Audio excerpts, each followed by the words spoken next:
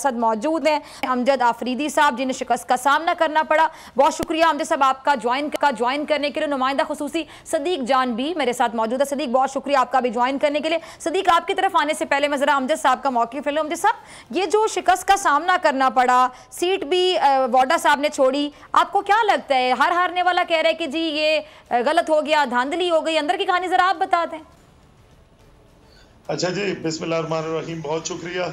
मैं ये आपके सामने, आपने देखा इलेक्शन कैंपेन देखी, सर्वे हुए, वहाँ पे जो रिस्पांस था और ये जो जिस पार्टी को सीट दी गई है इलेक्शन कमीशन की जानिब से, सिंध हुकूमत की जानिब से, आरओ की जानिब से और ये क्या नाम है प्रिजाइडिंग ऑफिसर की जानिब से, तो ये बिल्कुल इन्होंने बेईमानी के साथ ये हक मारा है, अवाम के साथ इन्होंने गलत किया है और इसकी जितनी भी मजम्मत की जाए कम है। हम इंशाल्लाह इनके खिलाफ कोर्ट में भी जाएंगे, इलेक्शन कमीशन में भी गए, क्योंकि एक पार्टी छठे नंबर पर आती है 2.5 साल पहले। 2.5 साल में उसने क्या ऐसा कर दिया? आपने रातों रात प्रिजाइडिंग का इलेक्शन बना लिया। मेरे पास प्रिजाइडिंग आए, मुझे कहा हमें बताएं क्या करना है, तो ये पूरा का पूरा इलेक्शन रिग था और कोई इसमें 1% भी शफाफत नहीं थी। फिर उसके बाद 5 बजे रिजल्ट आना शुरू हुआ, 5:30 बजे के बाद, तो उसमें भी इन्होंने सारा रिजल्ट अपनी मर्जी से बनाया और रात को तकरीबन सुबह सहरी में दिया 3 बजे के बाद।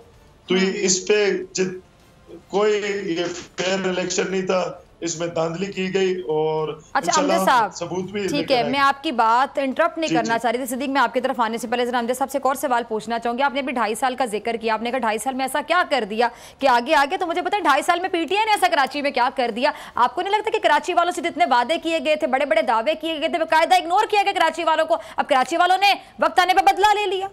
ये भी तो हो सकता है। और दूसरी बात, फैसल वाडा साहब की परफॉर्मेंस से आप मुतमईन थे, आप उनकी परफॉर्मेंस के बाद आपको लगता है कि जो अवाम है वो, आपको अवाम से वोट की उम्मीद थी? बिल्कुल दिल पे हाथ रखिएगा, सच बताइएगा। मैंने 2.5 साल का इसलिए कहा कि 2.5 साल के अंदर ये 7वें नंबर 6ठे नंबर पर आए थे, तो 2.5 साल में इन्होंने क्या चीज ऐसी डिलीवर की कि वो आगे। ये भी तो हो सकता है ना कि आप लोगों ने कुछ डिलीवर नहीं किया, इसका फायदा वो ले गए 2.5 साल में। नहीं, सुने हमने क्या किया। आफरीदी साहब, देखें, कराची को जब इग्नोर किया जाएगा, अवाम से वादे वफा नहीं किए जाएंगे, तो अवाम तो वक्त आने पे बदला ले लेंगे ना, फिर वोट ना दे के। मेरी बहन सुने तो सही ना, 2.5 साल में हमने क्या किया। 2.5 साल में हमने 40 से 50 करोड़ के फंड लगाए। खान साहब से लोग मुतमईन थे, लोगों की शिकायत अपनी थी, ना आने की शिकायत थी, मगर वो मुतमईन थे खान साहब के साथ कि पहली बार 20 साल बाद यहाँ पर काम स्टार्ट हुआ था और काम हुए। देखें, इलेक्शन रमजान में कराया गया और इलेक्शन के बाद ये छुट्टी का दिन नहीं था, वर्किंग डे था। अच्छा। वो भी इसी वजह से वोट कम पड़े, तमाम पार्टियों को। चले ठीक है, आपकी तरफ दोबारा आती हूँ। रखना चाह रहा हूँ कि हमने काम किया। ये 2.5 साल में पीपल्स पार्टी ने कौन सा ऐसा काम कर दिया कि वो। चले, मैं सदीक से पूछती हूँ। सदीक हमारे बड़े अच्छे, बहुत ही अच्छे नुमाइंदा खुसूसी हैं और बहुत अच्छे एक जर्नलिस्ट हैं।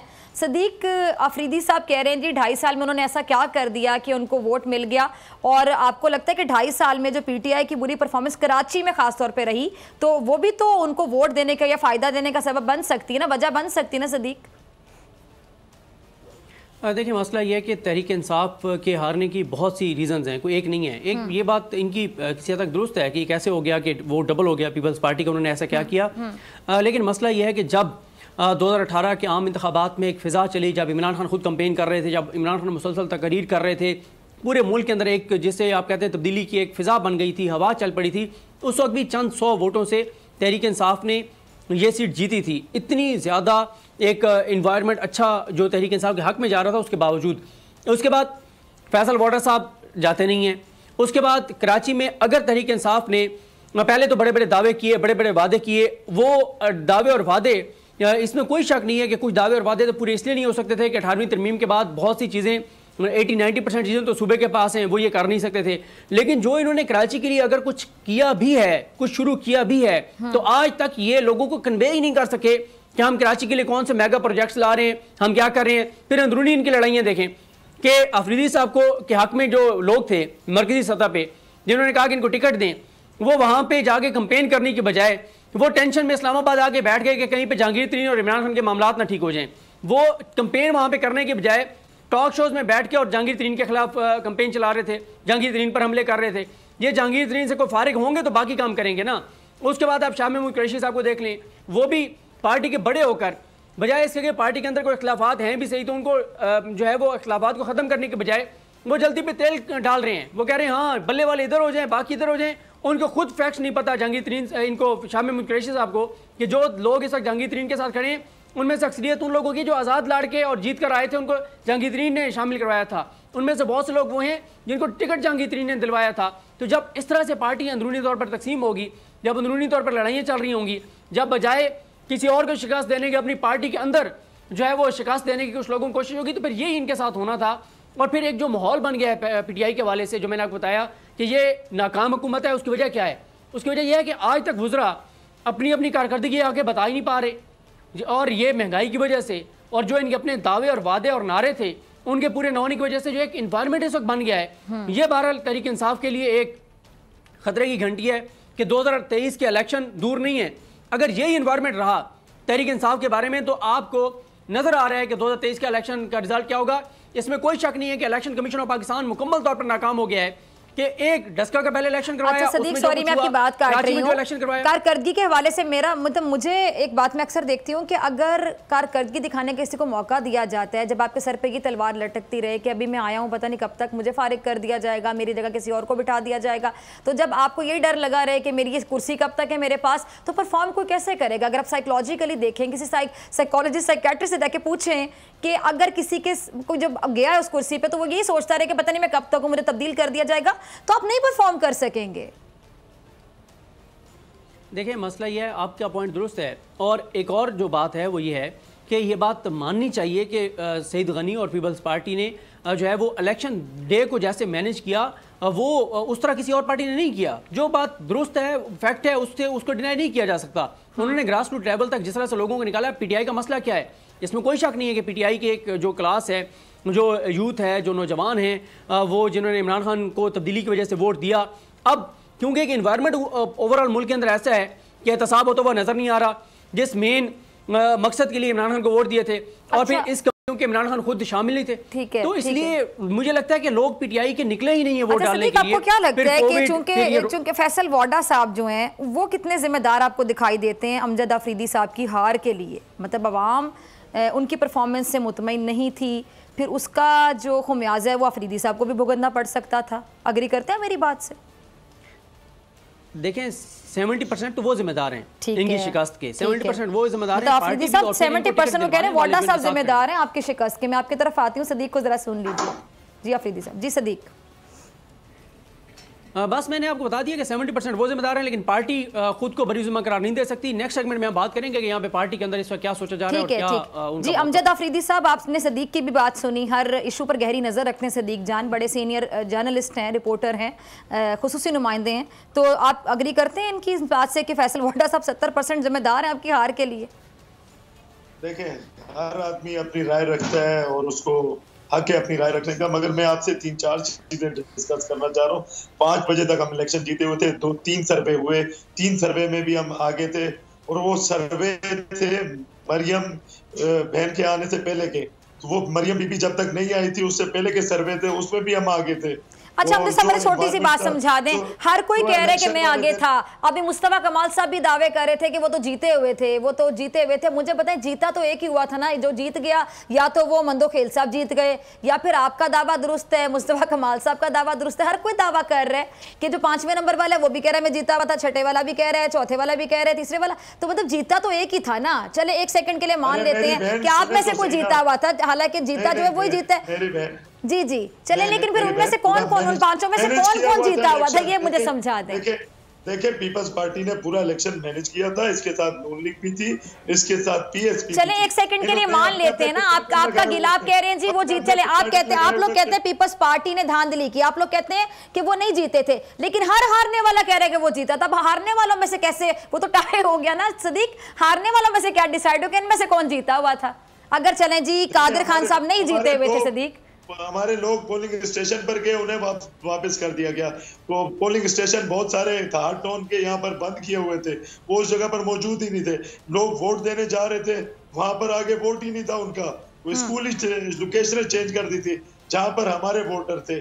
और इसी तरह से बहुत सारी इन्होंने प्री पोल रिगिंग की है। और बड़ी सईद गनी साहब जिनका नाम लिया, ये बड़ा माहिर आदमी है कि ये इस तरह की धांधली करने में, और इसने पहले भी ये काम सर अंजाम देता रहा पीपल्स पार्टी की तरफ से। और पूरी पार्टी की जिसका मंशूर ही 2 नंबरी और डाका मारने पर है, लोगों का हक मारने पर है, वो कहाँ इंसाफ की बात करेगी या उनकी जीत हार क्या होगी। अवाम ने वोट दिया, हमारे कैंप भरे हुए थे, इनके कैंप पर कुत्ते बैठे हुए थे, लोग तो थे ही नहीं, खाली कैंप वहां पर थे, कुत्ते घूम रहे थे इनके कैंप्स के अंदर।